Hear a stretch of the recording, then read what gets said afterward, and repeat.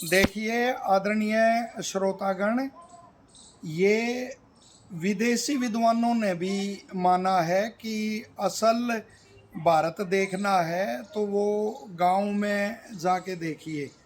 तो ग्रामीण व्यक्ति भले ही वो सादा सरल दिखाई देते हैं, लेकिन उनका जो जीवन होता है वह वेदानुकूल रहा है और आयुर्वेद के अनुसार ही उनका खान पान रहा है।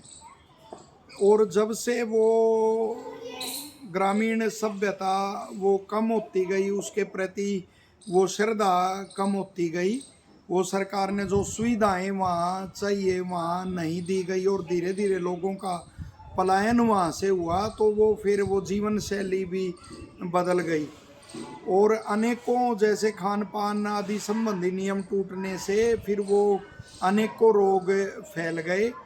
तो ग्रामीणों में प्रसिद्ध था कि मक्खन का सेवन करना, और वो भी ताज़ा मक्खन का सेवन करना। ताज़ा मक्खन को ही आयुर्वेद के जो ग्रंथ हैं उनमें सुपाच्य माना गया है। तो और वो दोषों को भी समाप्त करने वाला होता है। और मक्खन का देखिए किस तरह से आयुर्वेद के ऋषि वर्णन करते हैं, तो उसमें मक्खन के गुण लिखे हुए हैं। संग्राही, दीपनम, हृदम, नवनीतम, नवोदगिरतम। कितना बढ़िया उसका उल्लेख है कि जो मक्खन है वह संग्राही होता है, यानी जो मल मूत्र होता है वो अधिक मात्रा में वो नहीं फिर निकलता, और उनको शरीर को और उसको धारण करने वाला धातुओं को वो क्षमता शरीर में बनाता है।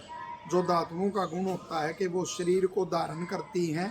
तो यदि ये मक्खन का ये गुण है तो मक्खन सेवन करने वाले हैं जो उनको ये प्रमेह आदि की, अतिसार आदि की, संग्रहणी की वो समस्या फिर नहीं होती यदि मक्खन खाने का ही आरंभ से अभ्यास होता है, क्योंकि संग्रह ही इसका गुण है।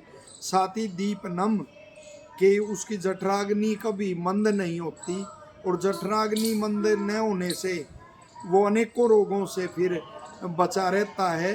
हृदयम, यह हृदय के बल को बढ़ाने वाला है, अतः वो हार्ट अटैक आदि ऐसी समस्याएं फिर नहीं होती।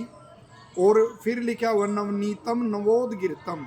तो जैसे बताया गया कि वो ताज़ा मक्खन ही अच्छा रहता है। आजकल तो वो बटर और वो चल गया, उसी को मक्खन मानते, वो तो कई कई दिन का फिर पुराना होता है।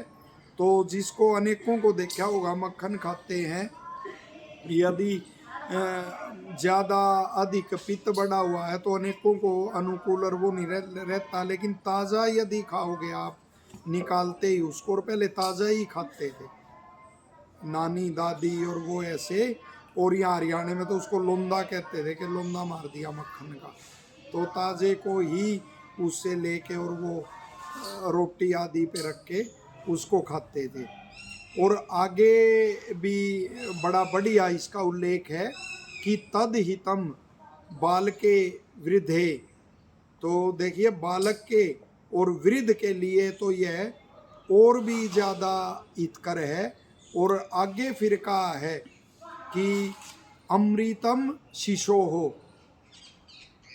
कितना बढ़िया उल्लेख है कि शिशु के लिए तो यह अमृत है जो मक्खन है।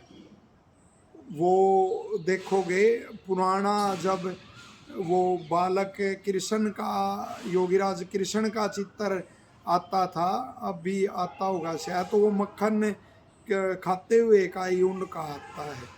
और वो मक्खन भी ताज़ा, जो वो है मिट्टी का वो होता है अपना बर्तन, बिलोनी गांव में उसको बोलते हैं।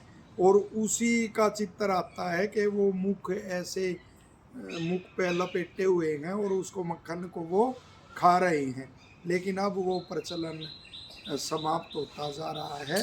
तो बालक के लिए और वृद्ध के लिए इसको लाभकारी बताया, और शिशु के लिए तो ये स्पष्ट कहा है कि ये अमृत है। तो इस रूप में ये जो वो खान पान है अपना आयुर्वेदोक्त खान पान है, तो उसका सेवन और वो करके हम रोगों से बच सकते हैं। और शिशु को, बालक को इसका अभ्यास और वो कराना चाहिए, ताकि आगे आने वाले समय में वो अनेकों इन रोगों से बच सके। आशा है ये जानकारी आपको लाभदायक लगेगी और लोक हित में इसको आप शेयर करेंगे, इसको साझा करेंगे। धन्यवाद।